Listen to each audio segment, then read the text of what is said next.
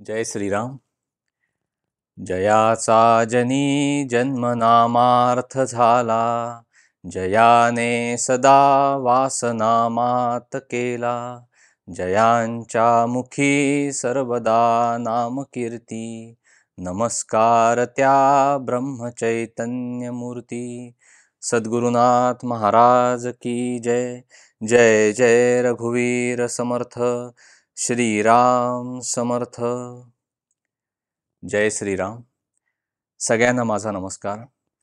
आपण रोज 13 माळा आत्मशुद्धीसाठी या उपक्रमाअंतर्गत रोज नामस्मरण करत आहोत. आपल्या उपास्य दैवताचं आपण नाम घेत आहोत आणि एकीकडे नामस्मरण करत असताना आपल्या महाराजांच्या तत्वज्ञानावर आधारित आपण चिंतनही करत आहोत. आपण मागच्या भागामध्ये हे बघितलं की देह प्रारब्धावर कसा टाकावा हे महाराजांनी आपल्याला त्यांच्या तत्वज्ञानातून उलगडून दिलं. प्रारब्ध म्हणजे काय ह्याची व्याख्या महाराजांनी अशी केलेली आहे की ज्या गोष्टीचं कारण कळत नाही त्याला प्रारब्ध असं म्हणतात.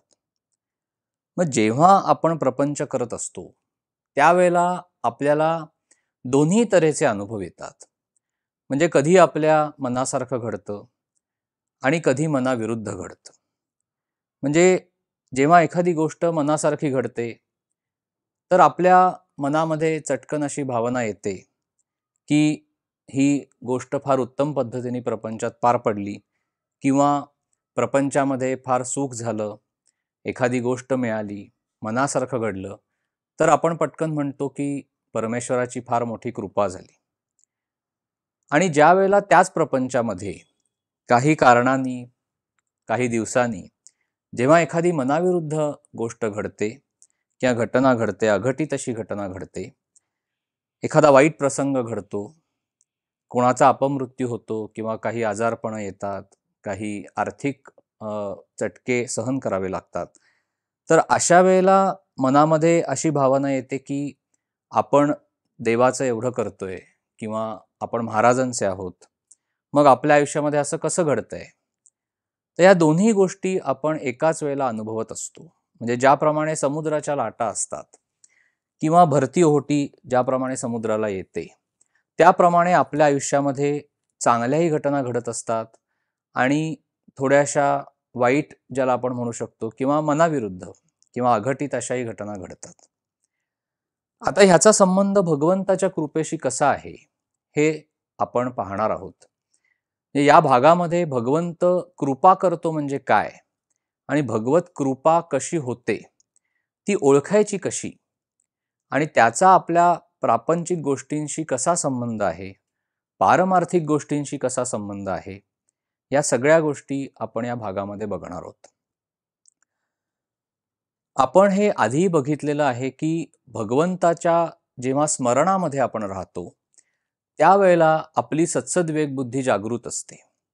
ज्या वेळेला आपला विवेक जागृत असतो त्यावेळेला आपल्याला चांगली कर्म करण्याची अंतःप्रेरणा होत असते. ही प्रेरणा कोणाकडून होते तर भगवंताकडून होते. म्हणजे ब्रह्मांडामध्ये जी चैतन्य शक्ती भरून राहिलेली आहे तीच चैतन्य शक्ती आपल्या पिंडामध्ये म्हणजे देहामध्ये वास करत असल्यामुळे जो परमात्मा आपल्या हृदयामध्ये वास करतो आहे तो परमात्मा आपल्याला अनेक चांगली कर्म करण्याची प्रेरणा देत असतो. जेव्हा आपल्या हातून चांगली कर्म घडतात त्यावेळेला भगवंत त्याचं पुण्य सुद्धा आपल्या पदरामध्ये घालतो आणि ज्या वेळेला आपल्या पदरामध्ये त्याचं पुण्य पडतं किंवा त्याचं उत्तम फळ आपल्याला मिळतं ते चांगल्या प्रारब्ध योगाने आपल्या समोर येतं. म्हणून जेव्हा आपल्या आयुष्यामध्ये एखादी चांगली गोष्ट घडते, एखादी चांगली घटना घडते, तेव्हा ती भगवंताची कृपा अशा पद्धतीने अप्रत्यक्षरित्या झालेली असते. म्हणजे काही वेळेला आपल्याला त्याची जाणीव सुद्धा नसते, पण ही सगळी गोष्ट आपल्या हातून चांगली कर्म घडल्यामुळे झालेली आहे. त्याचं फळ आपल्याला चांगलं मिळालंय म्हणून आज आपल्या आयुष्यामध्ये चांगले दिवस आपण पाहतोय. तर ती चांगली कर्म का घडली कारण त्यावेळेला विवेक जागृत होता आणि विवेक का जागृत राहिला कारण भगवंताचं स्मरण आपल्याला होतं. म्हणजे शेवटी आपण भगवंताच्या स्मरणापाशी येऊन थांबतो. आता आपण दुसरी बाजू बघूया. ज्या वेळेला भगवंताचं स्मरण आपल्याला राहत नाही, त्यावेळेला काय होतं? विवेक राहत नाही, सत्सद्विवेक बुद्धी जागृत राहत नाही. विवेक जागृत राहिला नाही की आपल्या हातून चुकीची कर्म घडतात. जेव्हा आपल्या हातून चुकीची कर्म घडतात, त्यावेळेला त्याचा कर्मविपाक म्हणून आपल्याला काही चुकीची फळं भोगावी लागतात. म्हणजे थोडक्यात काय, की भगवंताचं विस्मरण झाल्यामुळे आपल्या हातून काही चुकीची कर्म घडतात आणि त्याचा परिणाम म्हणून कठीण असा प्रारब्ध भोग आपल्या वाट्याला येतो. म्हणजे शेवटी पुन्हा भगवंताचं विस्मरण आपल्याकडनं झालेलं आहे, हे त्याच्या मागे आहे. म्हणजे ज्याप्रमाणे महाराज म्हणतात तसं, की सूर्याचं अस्तित्व जसं प्रकाशाला कारणीभूत आहे आणि जेव्हा सूर्य मावळतो तेव्हा अंधार होतो, तसं आहे. म्हणजे भगवंताचं स्मरण ही गोष्ट सूर्यासारखी आहे. आपण भगवंताचं स्मरण ठेवलं तर आपल्या आयुष्यामध्ये प्रकाश पडणार आहे. आपल्याकडून भगवंताचं विस्मरण झालं म्हणजे आपलं आयुष्य हे अंधारमय असल्यासारखं आहे. त्याला भगवंताचं अधिष्ठान नाही आपल्या प्रपंचाला, असा तो आपला प्रपंच होतो. म्हणून महाराज काय सांगतात, की ज्या वेळेला प्रारब्ध भोग भोगण्याची वेळ येते, त्यावेळेला एक तर परमेश्वराला आपण दोष देणं बंद केलं पाहिजे. हे मागेही आपण पाहिलं, की देवा तू माझ्या बाबतीत असं कसं घडवलंस? किंवा महाराज मी ही दुःख भोगतोय हे तुम्हाला दिसत नाही का? असं जे आपण पोटतिडकीने आपल्या परमेश्वराला आणि महाराजांना विचारत असतो किंवा त्यांची आळवणी करत असतो, तर त्यावेळेला अप्रत्यक्षरित्या आपण त्यांना बोल लावल्यासारखं होतं. मग अशा वेळेला महाराज काय म्हणतात, की ज्या वेळेला कठीण असा प्रारब्ध भोग वाट्याला येईल, तेव्हा जास्तीत जास्त भगवंताचं नामस्मरण करा. म्हणजे जबरीनी नाम घ्या. मग काय होतं, जेवढं शुद्ध नाम आपण घेत जाऊ, तेवढी आपल्या मनामध्ये असलेली नकारात्मकता कमी होत जाते आणि जे पातक आपल्याला लागलेलं आहे चुकीच्या कर्मांमुळे, ते हळूहळू नष्ट होत जातं. आणि ज्या वेळेला आपण चांगला काही प्रारब्ध भोग आपल्या वाट्याला आलेला असतो, म्हणजे जेव्हा आपण सुख उपभोगत असतो, त्यावेळेला आपल्या मनाची भूमिका अशी पाहिजे, की ही सगळी भगवंताची कृपा आहे आणि भगवंताच्या कृपेनी मला हे सगळं प्राप्त झालेलं आहे. पण त्यावेळेला काय होतं, आपण सगळं कर्तेपण स्वतःकडे घेतलेलं असतं. म्हणजे अमुक अमुक प्रपंचामध्ये सुख मिळालं, तर आपल्या मनामध्ये स्वाभाविकरित्या अशी भावना येते, की मी पुष्कळ कष्ट उपसले आणि त्याचा परिणाम म्हणून आज हे सगळं मला प्राप्त झालेलं आहे. पण आपण हे मागेही पाहिलं, की प्रपंच करताना, प्रपंचामध्ये अनेकविध प्रकारचे कष्ट करत असताना, आपल्याला ती शक्ती कोणी दिली? ती ताकद कोणी दिली हा सगळा प्रपंच उभा करण्याची? तर ती भगवंतानीच दिलेली असते. ते चैतन्य भगवंताचंच आपल्या देहामध्ये खेळत असल्यामुळे त्या चैतन्याच्या आधाराने आपण काही चांगली कर्म केलेली असतात, म्हणून चांगला प्रारब्ध भोग वाट्याला आलेला असतो. पण अशा वेळेला काय होतं, जेव्हा सुखाचे दिवस असतात त्यावेळेला आपली खरी परीक्षा असते. कारण सगळं कर्तेपण आपण स्वतःकडे घेतलेलं असतं आणि कर्तेपण स्वतःकडे घेतल्यामुळे त्या क्षणी भगवंताचा काही वेळेला विसर पडण्याची शक्यता असते. दुसऱ्याला कमी लेखण्याची शक्यता असते. म्हणजे पुन्हा आपल्या हातनं पातक घडण्याची शक्यता असते. म्हणून महाराज काय सांगतात, की तुम्ही सगळ्या गोष्टीला भगवंताच्या नामाचं किंवा त्याच्या स्मरणाचं अधिष्ठान ठेवा. त्याचं स्मरण कशाने होईल? तर त्याचं नाम घेऊन त्याचं स्मरण आपल्याला होईल. हे सगळं कशासाठी? म्हणजे ज्या वेळेला आपण कठीण असा प्रारब्ध भोग भोगत असतो, त्यावेळेला का भगवंताचं नाम घ्यायचं? तर आपण सगळ्यांनी हा अनुभव घेतलेला आहे आणि आपण घेत असतो हा अनुभव, की ज्या वेळेला आपण खरोखरीच कठीण अशा परिस्थितीतून जात असतो, मनाची अत्यंत विस्कळीत अशी अवस्था आलेली असते, मन दोलायमान असतं, कोणीही नसतं, कोणाचाही आधार नसतो, नातेवाईकांचा आधार नसतो, घरातली लोकं सुद्धा फार आपल्याला त्यावेळेला आधार देतीलच असं नाही. आणि त्यावेळेला एकटा आधार म्हणजे आपल्या महाराजांचा, सद्गुरूंचा आणि परमेश्वराचा असतो. मग त्यावेळेला आपण ही भावना नक्की अनुभवतो, की जेव्हा आपण बसतो सद्गुरूंपुढे, परमेश्वरापुढे बसतो, परमेश्वराला सांगतो, महाराजांना सांगतो, की मी या अत्यंत कठीण परिस्थितीतून जात आहे. कठीण असा प्रारब्ध भोग वाट्याला आलेला आहे महाराज. तुम्ही सांगता तसा आम्ही तो भोगतोय. आम्ही तो टाळत नाहीये. तुम्ही आमच्याकडनं नाम घडवून आणा. एवढी कळकळीची प्रार्थना केली ना महाराजांना, की काय होतं, अशा वेळेला महाराज आणि परमेश्वर हे दोघही जण आपली बुद्धी स्थिर ठेवतात, आपली वृत्ती स्थिर ठेवतात आणि आपल्या हातून कुठलंही चुकीचं कर्म घडणार नाही याची काळजी परमेश्वरही घेत असतो आणि परमेश्वर स्वरूप असलेले आपले सद्गुरू घेत असतात. आणि ही सगळ्यात मोठी भगवंताची कृपा समजायची की कठीण अशा परिस्थितीतून जात असताना वृत्ती स्थिर राहणं, मनाची भूमिका एक प्रकारची अशी राहणं की नाही, माझे महाराज आहेत, माझा परमेश्वर आहे, माझा रामराया आहे, जे कुठलं उपास्य दैवत तुमचं असेल ती देवता माझ्याबरोबर आहे, ही भावना अत्यंत प्रबळपणे आपल्या मनामध्ये राहणं हीच परमेश्वराची फार मोठी कृपा आहे. कदाचित त्यावेळेला ह्याची जाणीव आपल्याला होत नाही, कारण आपण अत्यंत कठीण असा प्रारब्ध आपण भोगत असतो, मनाची अवस्था विस्कळीत झालेली असते. पण आपण हे समजावं की एवढ्या मोठ्या कठीण प्रसंगामध्ये जात असताना, त्या प्रसंगामधून जात असताना माझी बुद्धी स्थिर राहिली, माझी वृत्ती स्थिर राहिली आणि माझ्या हातून कुठलंही चुकीचं कर्म घडलं नाही, ह्याचा दोष आपल्याला लागला नाही, ही सगळ्यात मोठी परमेश्वराची आपल्यावर कृपा आहे. आणि नंतर आपल्याला कळतं की अरे, एवढ्या मोठ्या प्रसंगातनं आपण कसे काय बाहेर पडलो, आणि मग आपल्याला त्याची जाणीव होते की नाही, ही भगवंताने आपल्यावर फार मोठी कृपा केलेली आहे, महाराजांची फार मोठी कृपा झालेली आहे. आणि आज हाच आपल्या भागाचा किंवा चिंतनाचा विषय आहे की भगवंताची कृपा म्हणजे नक्की काय.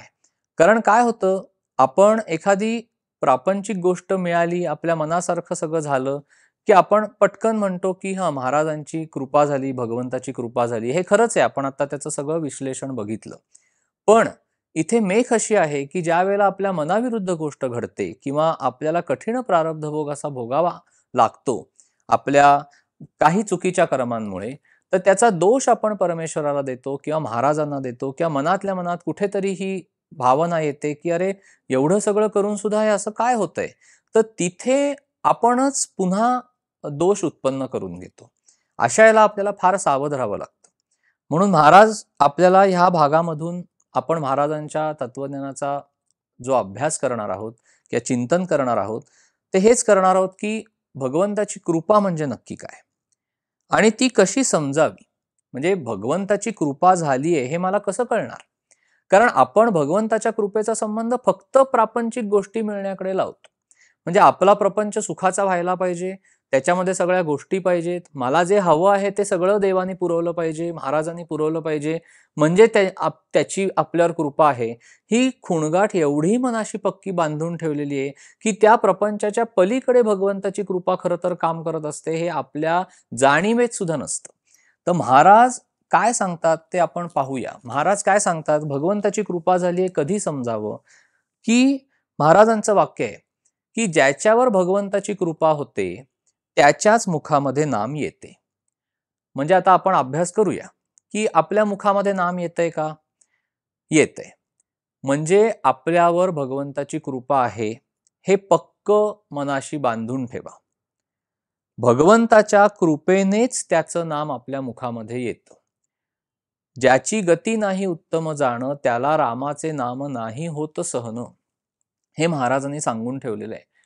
त्यामुळे आपण सगळेजण साधन मार्गावर आहोत, ह्या प्रवासावर आपण निघालेलो आहोत. ह्या प्रवासाला महाराजांनी आपला हात त्यांच्या हातामध्ये घट्ट धरून ठेवलेला आहे. परमेश्वराकडे महाराज आपल्याला हळूहळू घेऊन चाललेले आहेत. हा आपला प्रवास किंवा हा आपला मार्ग आपण आचरित असताना आपल्या मनामध्ये ही खुणगाठ पक्की पाहिजे की ज्या अर्थी माझ्या मनामध्ये, माझ्या अंतरंगामध्ये भगवंताचं नाम येतंय, ह्याचाच अर्थ भगवंताची फार मोठी कृपा आपल्यावर होतीये. पण आपण काय करतो, शंकेनी आपण फार बिघडवतो सगळ्या गोष्टी. म्हणजे जी भगवंताची कृपा, रोज त्याचं नाम आपल्या मुखामध्ये येऊन रोज भगवंत दाखवतोय आपल्याला की तो किती कृपा करतोय आपल्यावर, पण आपण व्यर्थ शंकेनी ती झाकून टाकतो. आणि महाराज म्हणतात की पुष्कळ केलेलं सुद्धा शंकेनी व्यर्थ जात. कारण जी व्यक्ती नामामध्ये आहे ती खरी स्मरणामध्ये आहे भगवंताच्या. आणि त्याला भगवंताचं दर्शन हे रोज होत असतं. आवश्यकता नाहीये की सगुण रूपाने ते दर्शन व्हावं. आपली तेवढी जर योग्यता आली तर ते होईल सुद्धा. पण आज निर्गुण तत्वाचा अनुभव आपल्याला प्रत्येकाला येतच असतो. म्हणजे सगुण उपासनेतून आपण जसे निर्गुणाकडे जातो, तसं नाम आपल्याला निर्गुण तत्वाचा अनुभव देतच असतं आणि ते अधिकाधिक सतेज होत जातं. म्हणजे आपल्याला त्या नामाचा अत्यंत आनंद मिळत असतो आणि ही भगवंताची आपल्यावर कृपा आहे. पण आता शंका कशा येतात मनामध्ये ते आपण पाहूया. म्हणजे जेव्हा सगळेजण आपण उपासना करत आहोत किंवा साधन मार्गावर आहोत, निरनिराळ्या तऱ्हेचे अनुभव साधकाला येत असतात. म्हणजे कधी आपल्याला सूचक अशी स्वप्न पडतात, स्वप्न दृष्टांत होतात. त्या स्वप्नामध्ये परमेश्वरीय शक्तीचं दर्शन होतं, कुठलं तरी देऊळ दिसतं, कुठली तरी देवाची मूर्ती दिसते, कुठली तरी पूजा चालली असं दिसतं, तिथे आपण सहभागी झालेलो आहोत असं दिसतं. कधी आपल्याला सद्गुरूंची समाधी दिसते, कधी सद्गुरू आपल्याला सगुण रूपाने स्वप्नामध्ये दर्शन देतात. काही वेळेला स्वप्नामध्ये अनुग्रह सुद्धा अनेकांचे झालेले आहेत. काही वेळेला ध्वनी रूपातून सद्गुरूंचा आवाज आपल्या कानी पडतो. काही वेळेला आपल्याला प्रेरणा येतात, अंतःप्रेरणा येतात, काही वेळेला सूचना केल्या जातात, मार्गदर्शन केलं जातं. हे सगळं साधक अनुभवत असतो. आपण हाही अनुभव घेतो की जेव्हा आपण सद्गुरूंविषयी बोलतोय, महाराजांविषयी बोलतोय, परमेश्वराविषयी बोलतोय, काही वेळेला मंद असा सुवास आपल्या नाकाशी दरवळायला लागतो. आपल्याला कळतं की परमेश्वरीय शक्ती इथे प्रकट झालेली आहे निर्गुणामध्ये, महाराज आलेले आहेत, सद्गुरु तत्व प्रकट झालेलं आहे. सगळ्या गोष्टी आपल्याला हळूहळू साधकाला लक्षात यायला लागतात. भविष्यामध्ये घडणाऱ्या गोष्टींची आधी चाहूल लागायला लागते. स्वप्नामध्ये काही वेळेला सूचक असे दृष्टांत होतात. हे सगळं आपल्याला अनुभवायला मिळतं साधकाला. आता काय होतं, जेव्हा अनेक लोक काही उपासनेच्या निमित्ताने म्हणा किंवा इतर काही कारणांनी जेव्हा भेटतात साधक लोक एकमेकांशी, त्यावेळेला स्वाभाविक अनुभव एकमेकांना सांगितले जातात. आता त्या साधकालाही असं वाटत असतं की आपल्याला जो काही अनुभव परमेश्वराचा मिळालेला आहे, कधी काही विषय निघतो, मुद्दामून सांगितलं जातं असंही नाही, काही वेळेला ते सांगितलं जातं. ऐकणारे ते सगळं ऐकतात, पण त्यांच्या मनामध्ये अशी एक भावना उत्पन्न होते की मला हा कुठलाच अनुभव आतापर्यंत आलेला नाहीये, किंवा एवढ्या सगळ्या लोकांचं ऐकलेलं असतं, मोठ्या मोठ्या अधिकारी लोकांचं सगळं ऐकलेलं असतं, त्यांची पुस्तकं वाचलेली असतात, आत्मचरित्र वाचलेली असतात, सगळं काही आपण वाचलेलं असतं, ऐकलेलं असतं. आणि त्यावेळेला साधकाच्या मनामध्ये असा प्रश्न पडतो की मला तर बाबा आतापर्यंत कोणी स्वप्नात दर्शन दिलं नाही, काही प्रत्यक्षात दर्शन नाही, स्वप्नात अनुग्रही नाही, प्रत्यक्षातही काही नाही, काहीही नाही, कुठलाही अनुभव येत नाही, अशी माझी परिस्थिती आहे. आणि तो साधक स्वतःला फार दुःखी समजतो किंवा दुःखी होतो आणि फार स्वतःला तो असं समजायला लागतो की अरे मला आता कुठलेच अनुभव येत नाहीत, म्हणजे महाराजांचं माझ्याकडे खरंच लक्ष आहे की नाही, किंवा परमेश्वराची माझ्यावर कृपा आहे की नाही. म्हणजे ही झाली शंका. आणि महाराज म्हणतात तसं की जेव्हा व्यर्थ शंका आपण उपस्थित करतो, त्यावेळेला सगळं आपणच स्वतःच्या हाताने बिघडवतो. म्हणून महाराज काय सांगतात की तुम्ही दुसऱ्याबरोबर तुमच्या पारमार्थिक अनुभवांची कुठलीही तुलना करू नका. म्हणजे एक तर पारमार्थिक अनुभव फारसे कोणाला सांगू नका, हा एक भाग. कोणी आपल्याला सांगितले तर आपल्याला ते जर आलेले नसतील तर स्वतःला कमी लेखण्याची आवश्यकता नाही. बऱ्याचदा आपल्या मनामध्ये एक असा कॉम्प्लेक्स तयार होतो, किंवा तो माणूस थोडासा उपासनेच्या मार्गावर कुठेतरी मार्गक्रमण करत असताना किंवा नव्याने त्याची सुरुवात झालेली असते, काही लगेच अनुभव त्याला येत नाहीत त्या मार्गावरचे, आणि मग त्याच्या मनामध्ये अशी शंका उपस्थित होते की अरे माझी उपासना खरंच योग्य मार्गाने चालली आहे की नाही, माझ्या महाराजांचं किंवा सद्गुरूंचं माझ्याकडे खरंच लक्ष आहे की नाही, कारण कुठलाच अनुभव येत नाहीये पारमार्थिक म्हणावा तसा. जे मोठ्या मोठ्या सगळ्या लोकांना येतात अनुभव, मला काहीच कुठला अनुभव नाही. अशा वेळेला महाराजांचं एकच वाक्य फक्त लक्षात ठेवायचं, ज्याच्यावर भगवंताची कृपा होते त्याच्या मुखामध्ये नाम येते. हे एक वाक्य फक्त लक्षात ठेवायचं, म्हणजे कळेल की आपण जर रोज नामस्मरण करत असू आणि आपले सद्गुरू आपल्याकडनं नाम घडवून घेत असतील, म्हणजे आपल्या अंतरंगामध्ये नाम भगवंताचं जर प्रकट होत असेल, तर हीच भगवंताची सगळ्यात मोठी कृपा आहे. बाकी कुठल्याही परिमाणामध्ये भगवंताची कृपा तोलायची नाही. म्हणजे थोडक्यात काय, की दैवी अनुभवांच्या आधाराने भगवंताच्या कृपेचं मोजमाप न करता महाराज सांगतात तसं, की आपल्याला भगवंताचं नाम आपल्या मुखामध्ये येतंय, हीच भगवंताची आपल्यावर कृपा आहे असं म्हणावं. आणि व्यर्थ शंकेनी ही जी भगवंताची कृपा आपल्यावर होते ती झाकून टाकू नये. अशा वेळेला परमेश्वरीय शक्तीचे अनुभव किंवा सद्गुरूंच्या शक्तीचे अनुभव जे इतर साधकांना किंवा उपासना मार्गावर मार्गक्रमण करत असणाऱ्या मोठ्या मोठ्या अधिकारी व्यक्तींना जे होत असतात, तर आदराने ते ऐकावेत, त्यांच्या चरणावर डोकंच ठेवावं आपण. पण ह्या सगळ्या गोष्टींनी स्वतःकडे कमीपणा घेऊन परमेश्वराच्या कृपेचं मोजमाप त्याने करू नये. मग अशा वेळेला आपण आपल्या पातळीवर काय विचार करावा, की मी साधन मार्गावर आहे, ही भगवंताची कृपा आहे.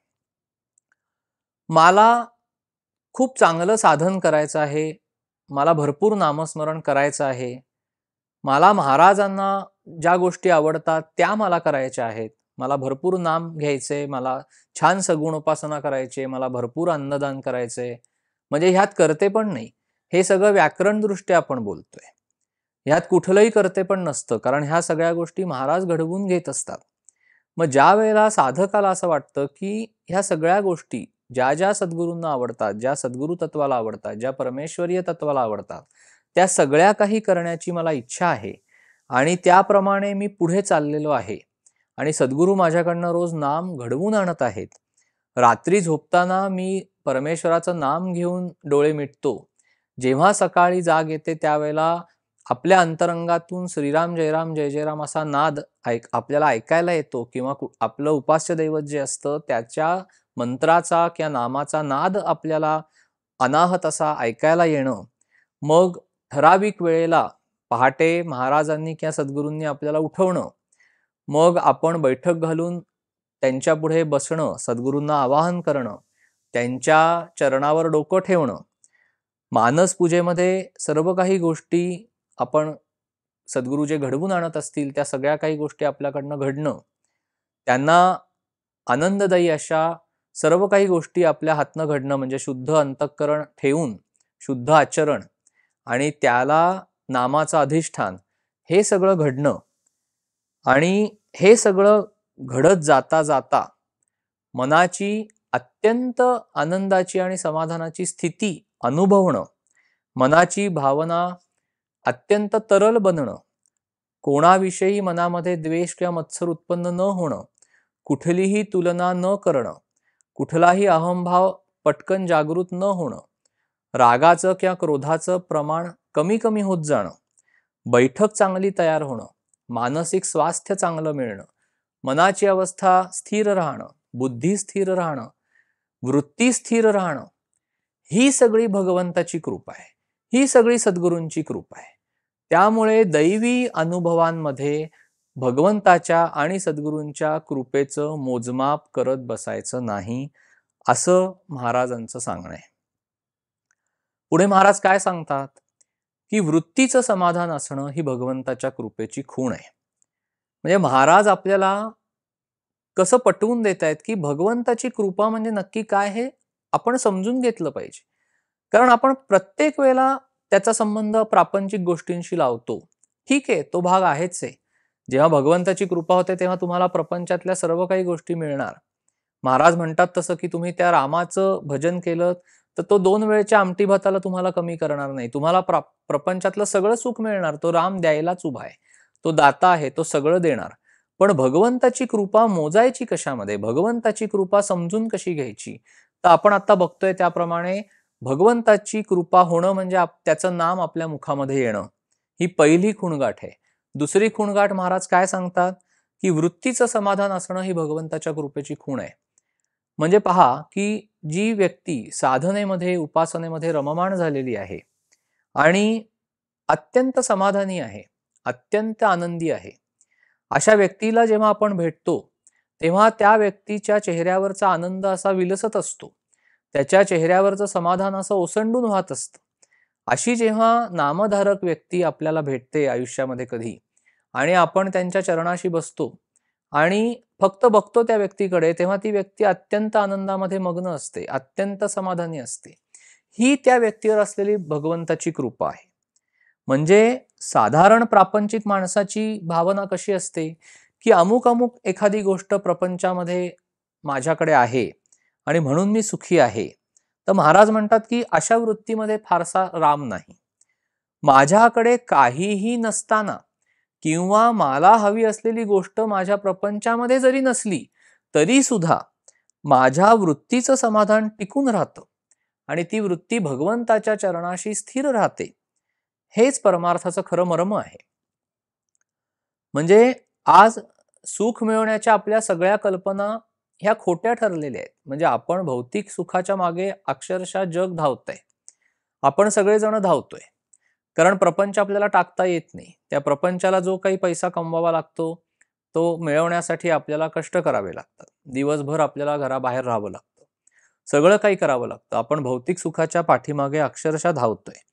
त्यात आपली एक फार मोठी भ्रामक कल्पना असते की श्रीमंतीमध्ये सुख लपलेलं आहे. पण आपण अनेक श्रीमंत लोकांपाशी जाऊन बसलो किंवा त्या श्रीमंत लोकांच्या कथा कहाण्या ऐकल्या तर आपल्याला कळेल की हीच लोक सगळ्यात दुःखी असतात आणि अत्यंत असमाधानी असतात, अत्यंत अस्थिर मनोवृत्तीची असतात आणि खूप काही करते पण स्वतःकडे घेतलेलं असल्यामुळे प्रचंड अहंभाव जागृत झालेला असतो. तर आपल्याला असं बनायचं नाहीये. मग आपलं खरं सुख कशामध्ये आहे? तर आपलं खरं सुख भगवंताचं होण्यामध्ये आहे. भगवंताचं आपण कधी होणार? त्याच्या कधी चरणापाशी जाऊन बसणार? जेव्हा सद्गुरूंनी दिलेलं नाम आपण खरोखरी खूप शुद्ध भावनेने घेऊ, त्यावेळेला भगवंत आपल्या हृदयामध्ये जागृत होईल. ज्या वेळेला भगवंत आपल्या हृदयामध्ये जागृत होईल तेव्हा तो पहिलं काय देईल आपल्याला? तर तो पहिला आपल्याला समाधान देईल, तो आनंद देईल आपल्याला. कारण भगवंत हा अत्यंत आनंददायी असा आहे. म्हणजे भगवंताकडे काय आहे तर आनंद आहे, भगवंताकडे काय आहे तर समाधान आहे. जो माणूस भगवंताचा झाला त्याला भगवंत आनंद देतो, त्याला भगवंत समाधान देतो. महाराजांनी एक छोटंसं उदाहरण दिले की मुलगा आईचा प्रवासाला चाललेला आहे. तर मग आई काय करते, त्या मुलाजवळ काही फराळाचं सामान बांधून देते की तुला जर काही वाटेमध्ये भूक लागली तर तू हे थोडंफार खा. मग महाराज म्हणतात की जसं आई त्याच्या मुलाला प्रवासाला निघताना काही फराळाचं सामान खाण्यापिण्यासाठी बांधून देते, तसंच भगवंत त्या जीवाला जन्माला घालत असतानाच ज्या परिस्थितीमध्ये भगवंतानी त्याला जन्माला घातलेलं आहे त्या परिस्थितीमध्ये अत्यंत आनंदाने आणि समाधानाने राहण्यासाठी जी काही मनोभूमिका असणं आवश्यक आहे ती मनोभूमिका खरं तर भगवंताने आपल्याला दिलेली असते. पण काय होतं, म्हणजे आपल्या शुद्ध आत्मस्वरूपाभोवती आपण जसजसे मोठे होत जातो तसं सर्व तऱ्हेची आवरणं जमा होत जातात. हे आपण मागेही बघितलं.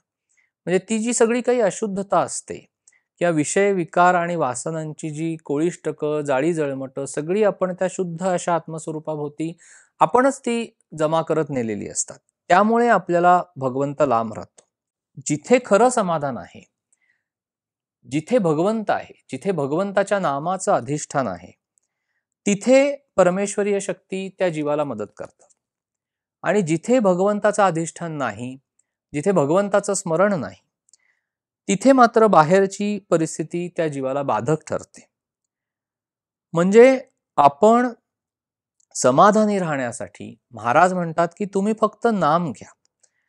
म्हणजे शुद्ध अंतःकरण आणि शुद्ध आचरण ह्या दोन गोष्टींवर महाराजांनी अत्यंत ह्या दोन गोष्टींना महत्त्व दिलेले आहे.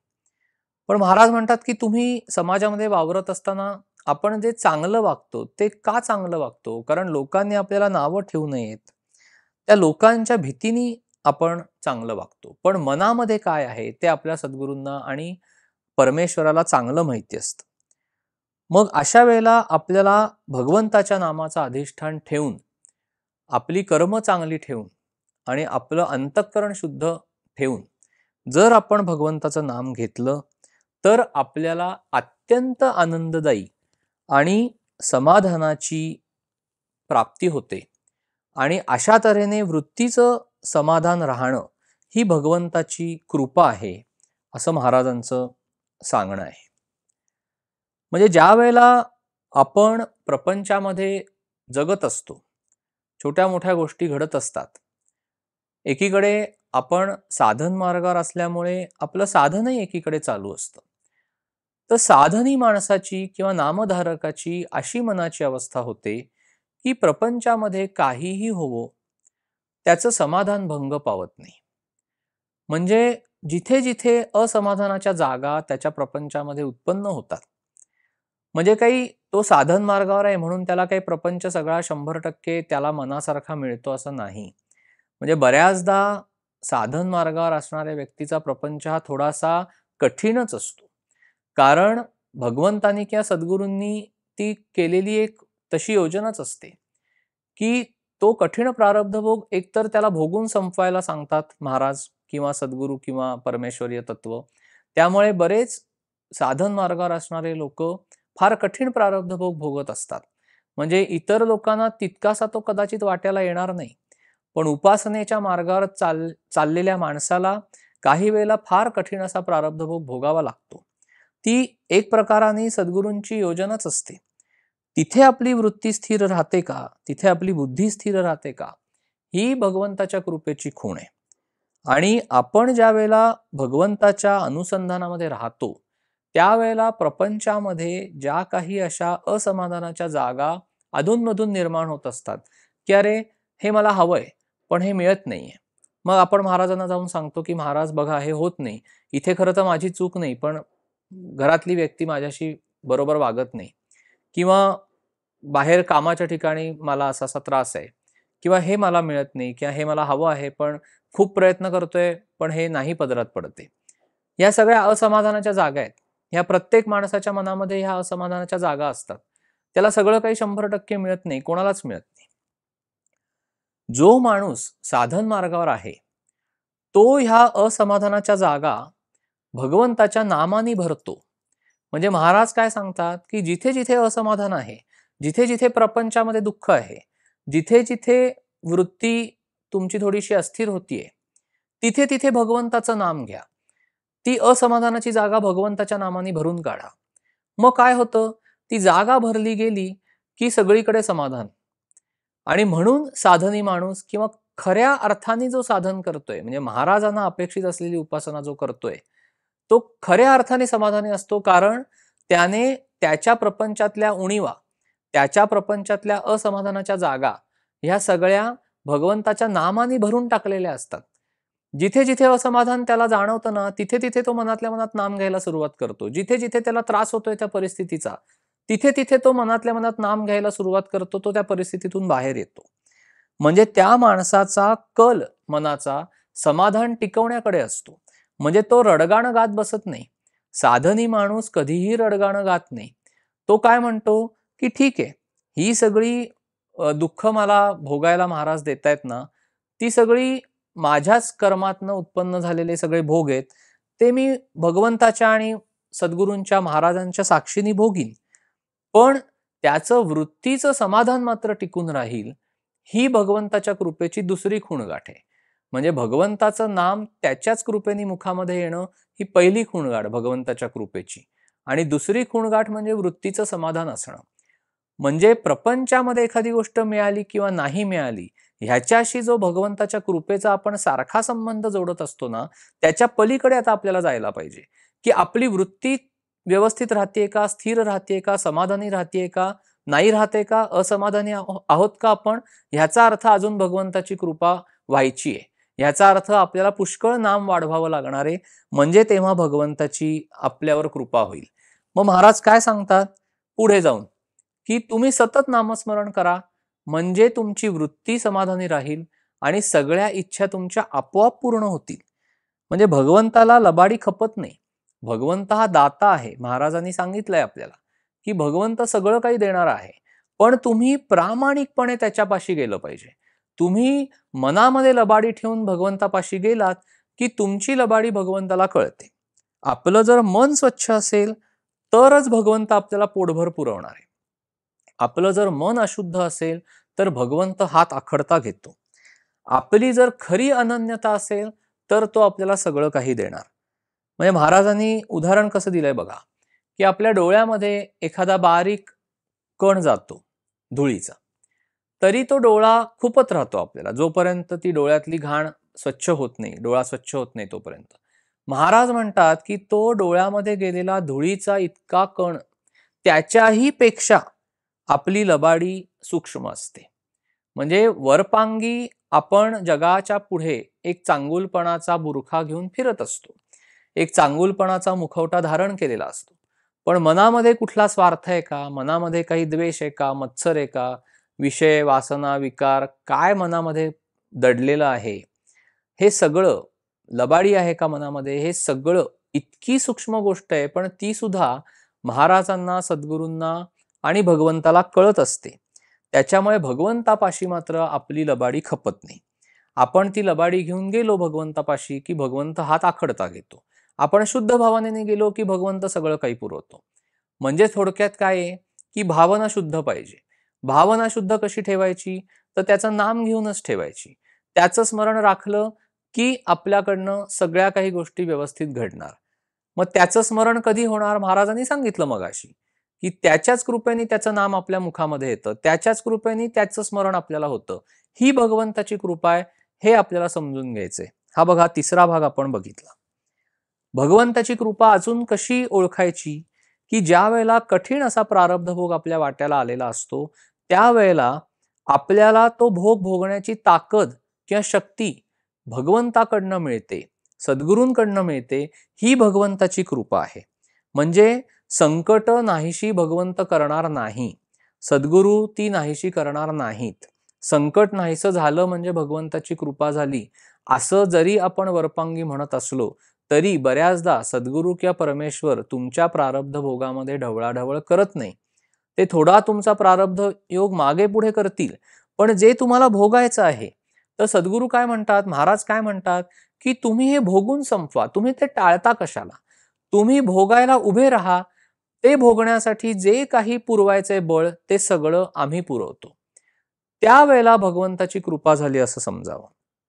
म्हणजे आपल्याला हे बऱ्याचदा जाणवतं की कठीण अशा प्रारब्ध भोग भोगून जेव्हा आपण संपून त्यातनं बाहेर पडतो, त्यावेळेला कळतं की अरे एरवी मला हे जमलं नसतं, हे शक्य झालं नसतं, पण कुठून एवढं हजार हत्तींचं बळ आलं आणि ते माझ्याकडनं होऊन गेलं, किंवा त्या प्रारब्ध भोगातनं मी बाहेर आलो. ते जे हजार हत्तींचं बळ आहे ना, ती भगवंताची कृपा आहे. आणि म्हणून महाराज काय सांगतात, की भगवंताचं नाम घेऊन जगामध्ये जो वावरेल त्याच्यावर संकट येणार नाहीत असं नाही. संकट येतील, सगळं काही त्याला भोगायला लागेल, व्यवहारामध्ये फार यश मिळेल असंही नाही, अपयशाचे टक्के टोणपे त्याला खावे लागतील. पण वाटेल त्या परिस्थितीमध्ये जो भगवंताचं नाम घेतोय त्याची वृत्ती स्थिर राहील, त्याची बुद्धी स्थिर राहील, त्याच्या हातून चुकीची कर्म घडणार नाहीत आणि भगवंत त्या व्यक्तीची लाज राखेल. ही भगवंताची कृपा आहे. म्हणजे भगवंताची कृपा किती पद्धतीने महाराज आपल्याला सांगतायत पहा. म्हणजे जेव्हा आपल्या शक्तीच्या पलीकडे काम होतं, जेव्हा आपल्या शक्तीच्या पलीकडे कार्य घडतं, त्यावेळेला ती भगवंताची कृपा आहे असं म्हणावं. आपण सगळेजण ह्याचा अनुभव घेतो की आपल्या नेहमीच्या आयुष्यामध्ये वावरत असताना छोट्या छोट्या गोष्टींमध्ये जिथे आपल्याला दडपण येत असतं आणि त्यावेळेला जेव्हा एखादी गोष्ट आपल्या हातनं घडवायची हे भगवंत जेव्हा ठरवतो किंवा महाराज ठरवतात, आपले सद्गुरू ठरवतात, त्यावेळेला ते इतकी ताकद आपल्याला पुरवतात की सगळं काही त्या ताकदीच्या जोरावर आपल्या हातनं घडतं. आणि हे जे काही कार्य घडतं, हे जे त्यांनी घडवलेलं असतं, ही भगवंताची कृपा आहे असं महाराज सांगतात. म्हणजे भगवंताची जेव्हा कृपा होते तेव्हा आपल्याला भगवंताचं नाम त्याच्या कृपेने आपल्या मुखामध्ये येतं, हे महाराजांनी मगाशी आपल्याला सांगितलं. भगवंताची आपल्याला प्राप्ती होते. आपल्याला नाम घेऊन संत भेटतो, म्हणजे सद्गुरू आपल्या आयुष्यामध्ये येतात आणि ते जेव्हा भगवंताचं नाम आपल्याला देतात, त्या नामाचं प्रेम आपल्याला होणं, ही भगवंताची कृपा आहे. म्हणजे आपल्याला जेव्हा असं वाटतं की नाही, भगवंत मला भेटला पाहिजे, म्हणजे भगवंताची प्राप्ती मला झाली पाहिजे, म्हणजेच काय की भगवंताकडनं येणारा जो अत्यंत असा खूप नैसर्गिक आणि स्वाभाविक असा आनंद आहे, जे समाधान आहे, ते मला मिळालं पाहिजे. म्हणजेच भगवंताची मला प्राप्ती व्हायला पाहिजे, मला सद्गुरू भेटले पाहिजेत, माझे गुरु मला भेटले पाहिजेत, महाराज माझ्या आयुष्यामध्ये आले पाहिजेत, त्यांनी मला अनुग्रह दिला पाहिजे, त्यांनी मला प्रेम दिलं पाहिजे, आशीर्वाद त्यांचे मिळाले पाहिजेत आणि त्या नामामध्ये भगवंताच्या प्रेम यायला पाहिजे, म्हणजे आपला जन्म सार्थकी झाला, असं जे साधकाला वाटत असतं, हे सगळं होणं ही भगवंताची कृपा आहे. मग भगवंताच्या प्राप्तीसाठी महाराजांनी आधीच सांगितलंय 3 गोष्टी आपल्याला करायच्या आहेत. एक म्हणजे आपल्या संपूर्ण आयुष्याला जगण्याला भगवंताचं अधिष्ठान पाहिजे. ते अधिष्ठान आपण कसं राखणार, तर भगवंताचं स्मरण म्हणजेच नामस्मरण करून. दुसरी गोष्ट महाराजांनी सांगितली ती म्हणजे शुद्ध अंतःकरण. जेवढं भगवंताचं नाम आपल्या हृदयामध्ये अंतरंगामध्ये आपण घेत जाऊ, तेवढं आपलं अंतःकरण शुद्ध होत जाईल आणि शुद्ध अशा अंतःकरणामध्ये परमेश्वर प्रकट होत जाईल. आणि तिसरं म्हणजे शुद्ध आचरण.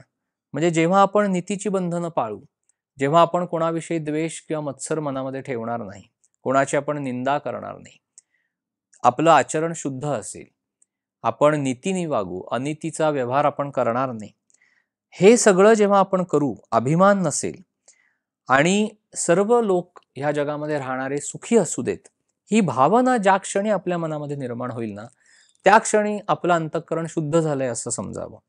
आणि जेव्हा अंतःकरण शुद्ध होतं, जेव्हा आपलं आचरण शुद्ध होतं आणि त्याला नामस्मरणाची जोड असते, त्यावेळेला भगवंताची प्राप्ती होते. त्यावेळेला भगवंताविषयीचं प्रेम आपल्या मनामध्ये अत्यंत उचंबळून येतं. त्यावेळेला भगवंताच्या नामाचं आपल्याला प्रेम येतं आणि हे प्रेम आपल्या मनामध्ये उत्पन्न होणं ही भगवंताची कृपा आहे. म्हणजे आपण सगळं काही करते पण आपल्या स्वतःकडे घेतलेलं असतं. पण ज्या वेळेला राम करता आहे, ज्या वेळेला राम हा माझा दाता आहे, ही भावना जेव्हा आपली मनामध्ये दृढ होईल आणि ती भावना जेव्हा घेऊन आपण भगवंताच्या चरणापाशी आपली वृत्ती स्थिर होईल, त्यावेळेला भगवंताची कृपा झाली असं समजावं. म्हणजे बघा, महाराज किती हर तऱ्हेने आपल्याला सांगतायत की भगवंताची कृपा झाली असं कधी समजावं, तर ह्या वेळेला समजावं की जेव्हा अशी मानसिकता, अशी मनोभूमिका घेऊन आपण भगवंतापाशी जाऊ आणि आपलं मन त्याच्या चरणी स्थिर करू. अजून एका पद्धतीने महाराज आपल्याला सांगतात की भगवंताची कृपा झाली हे तुम्ही समजून घ्या, ज्या वेळेला तुमच्या मनामधली वासना संपली, ज्या वेळेला वासनेचा क्षय झाला, त्यावेळेला भगवंताची कृपा झाली. म्हणजे भगवंताच्या प्राप्तीच्या आड जे जे काही येतं ते सगळं टाकणं म्हणजे हा एक प्रकारचा यज्ञ आहे. त्या यज्ञामध्ये आपल्याला महाराज सांगतात की तुम्ही तुमच्या वासनांची आहुती घाला. म्हणजे कुठल्याही गोष्टीबद्दल आपल्याला ती गोष्ट हवी आहे असं वाटणं किंवा नको आहे असं वाटणं, ही कुठलीही भावना न राहता आपण जेव्हा जगतो त्यावेळेला आपण आपल्या वासनांची आहुती त्या यज्ञामध्ये घातलेली आहे असं समजावं. मग आपल्या वासना कुठे कुठे अडकलेल्या आहेत हे पहिलं शोधून काढावं. म्हणजे त्याच्यामध्ये सर्व तऱ्हेच्या वासनांचा, मानसिक पातळीवरच्या असतील, शारीरिक पातळीवरच्या असतील, आपल्या खाण्यापिण्याच्या, कपड्यालत्ता, सर्व तऱ्हेच्या वासना, जी काही इच्छा मनामध्ये निर्माण होते, ती इच्छा म्हणजे ती गोष्ट आपल्याला मिळावी ह्याच्यासाठी जी काही आपण जीवाची तगमग करतो, जो काही आटापिटा करतो, त्या सगळ्याच्या मागे सूक्ष्म अशी वासना दडलेली असते.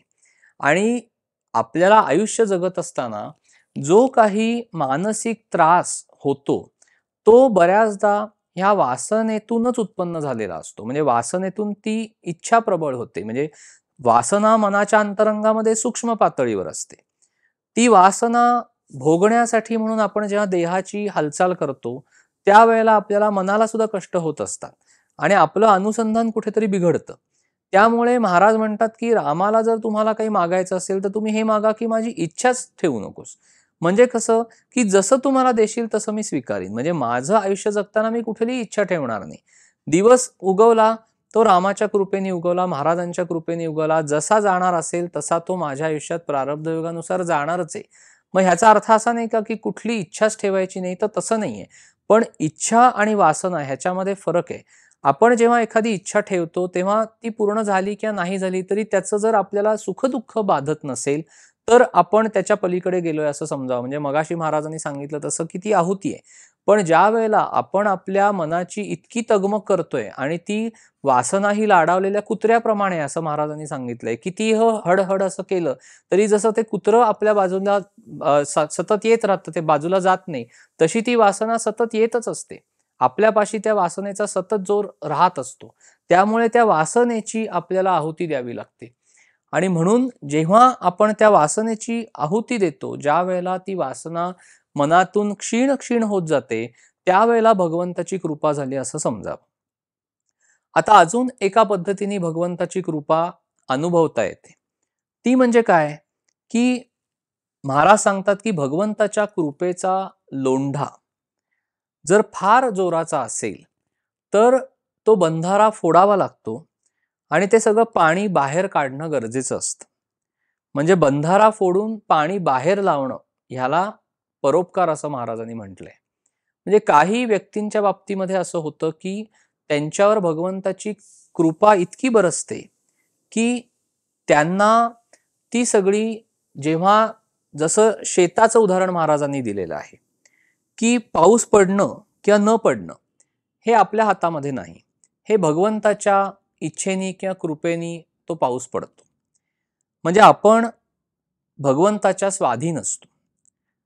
म्हणजे भगवंत काय करतो, यथाकाळी तो पाऊस पाडतो शेतावर.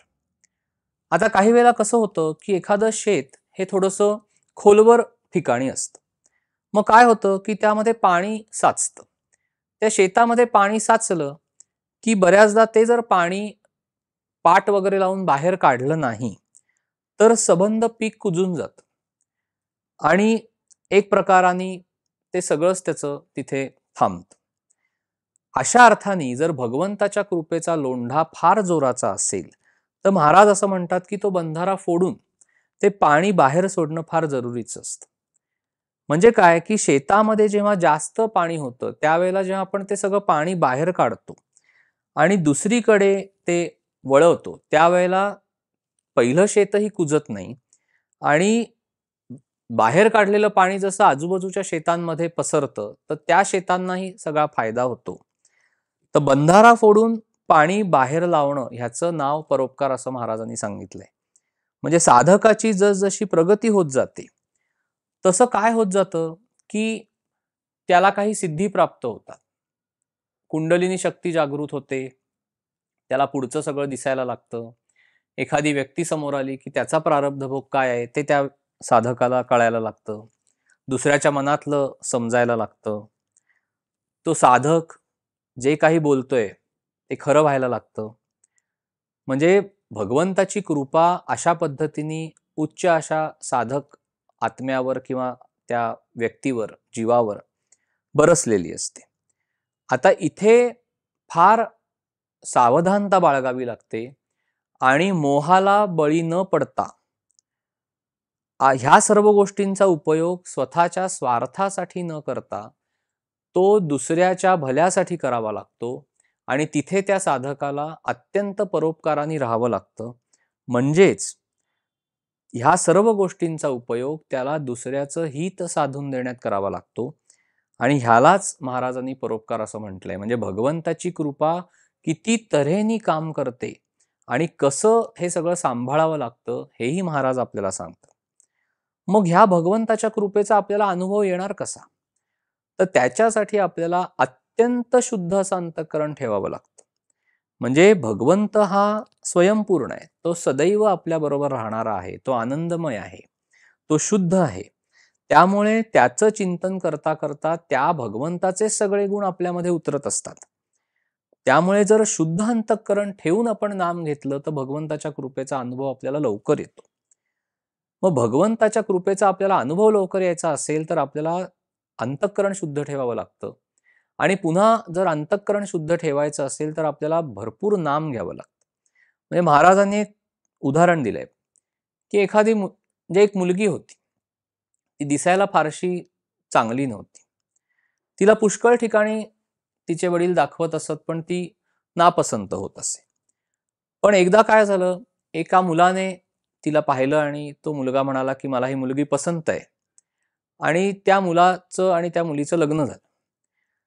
आता लग्न झाल्यानंतर म्हणजे तिला त्या मुलाने पसंत केलं असं म्हटल्या क्षणी त्या मुलीला सर्व सौभाग्याचे गुण प्राप्त झाले. तसं भगवंतानी कृपा आपल्यावर केली की आपण पाप केलंय, पुण्य केलंय, हा सगळा हिशोब भगवंताकडे असतो. म्हणजे आपल्याला त्याची मोजमाप करण्याची काही आवश्यकता नसते.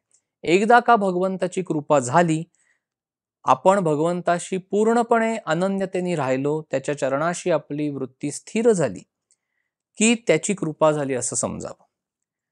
मग आपल्याला भगवंताची कृपा झालेली आहे हे कसं कळणार? तर आपल्याला हे अशा वेळेला कळेल ज्या वेळेला आपण भगवंताची मनापासून प्रार्थना करू. त्यावेळेला आपल्याला भगवंताच्या कृपेचा अनुभव येईल.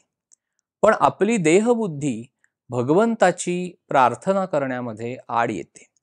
त्यावेळेला आपल्याला असं वाटतं की मला ह्या सर्व गोष्टी करता येतील, मी करून तर पाहतो, पण सर्व काही गोष्टींचं फळ आपल्या मनासारखं मिळतं का आपल्याला? नाही मिळत. म्हणून कुठेतरी आपल्याला परमेश्वरीय शक्तीवर विश्वास ठेवावा लागतो. म्हणजे भगवंताच्या कृपेशिवाय कुठलीही गोष्ट घडत नाही. महाराजांनी पुन्हा एक उदाहरण दिलेलं आहे की एखादी मुलगी लग्न होऊन सासरी गेली, तिचं तिच्या सासू सासऱ्यांबरोबर उत्तम पटतंय, दीर आहेत, नणंद आहेत, सगळे जावा आहेत, सगळ्यांबरोबर उत्तम पटतंय. पण दुर्दैवाने तिचं तिच्या नवऱ्याबरोबरच व्यवस्थित पटत नाही. तर मग तिच्या संसाराला काही अर्थ आहे का? नाही. पण उलटं असेल की नवऱ्याबरोबर तिचं उत्तम पटतंय, पण इतर नातेवाईकांशी फारसं पटत नाही, तरी तिचा संसार काही बिघडत नाही, तो चालू राहतो. तसं आहे की एकदा भगवंताची कृपा झाली की बाकीच्या सगळ्या गोष्टी प्रपंचामध्ये गौण असल्या तरी एक वेळ चालतं. पण प्रपंचामध्ये सगळ्या काही गोष्टी आहेत, पण भगवंताचं अधिष्ठानच नाहीये, त्या भगवंताची कृपाच नाही, तर मात्र आपलं सगळं अडणार आहे. आणि म्हणून आपल्याला भगवंताच्या नामामध्ये राहायचंय, भगवंताच्या स्मरणामध्ये राहायचंय. कारण हे जग कोणी निर्माण केलं? हे जग भगवंताने निर्माण केलं. त्या भगवंताने निर्माण केलेल्या जगामध्ये सर्व घटनांचा आराखडा त्याचा तयार असतो. सर्व गोष्टी कालचक्रानुसार घडतच असतात. त्याच्यामध्ये आपण आहोत. मग भगवंताचा सगळीकडेच हात आहे. आपण ज्या भगवंताला विसरतो त्यावेळेला आपल्या मनामध्ये भय उत्पन्न होतं. आणि ज्या वेळेला म्हणजे तो जीव खरं तर आनंदाने राहण्यासाठी या जगामध्ये भगवंताने धाडलेला असतो की माझाच अंश तुझ्यामध्ये, तू अतिशय आनंदाने तू राहा. पण आपण आपल्या कल्पनेने भय उत्पन्न करतो, अस्वस्थ राहतो, अस्थिर राहतो आणि भगवंताकडनं येणारा आनंद आपल्याला मिळू शकत नाही. म्हणून आपल्याला ही गोष्टीची जाणीव सदैव ठेवावी लागते की भगवंत हा माझा सांभाळ करणारा आहे. जे काही आहे ते सगळं भगवंतानीच आपल्याला दिलेलं आहे. त्यामुळे त्याच्या स्मरणामध्ये आपली सत्सद्विवेक बुद्धी जागृत ठेवणं, विवेक जागृत ठेवणं आणि आपल्या हातून सर्व काही उत्तम कर्म घडणं, ती कर्म घडल्यानंतर सुद्धा त्याचं कर्तेपण स्वतःकडे न घेता ती कर्म भगवंताला अर्पण होणं आणि अतिशय मनापासून भगवंताची भक्ती करणं आणि त्या भक्तीमध्ये स्वतःला विसरणं, सगुणातून निर्गुणाचा आनंद घेणं आणि वृत्तीनी अतिशय आनंदी आणि समाधानी राहणं. आणि हे सगळं जेव्हा भगवंताकडनं आपल्याला प्राप्त होतं, तेव्हा भगवंताची कृपा आपल्यावर झाली असं समजावं, असं महाराजांचं सांगणं आहे. जय श्रीराम.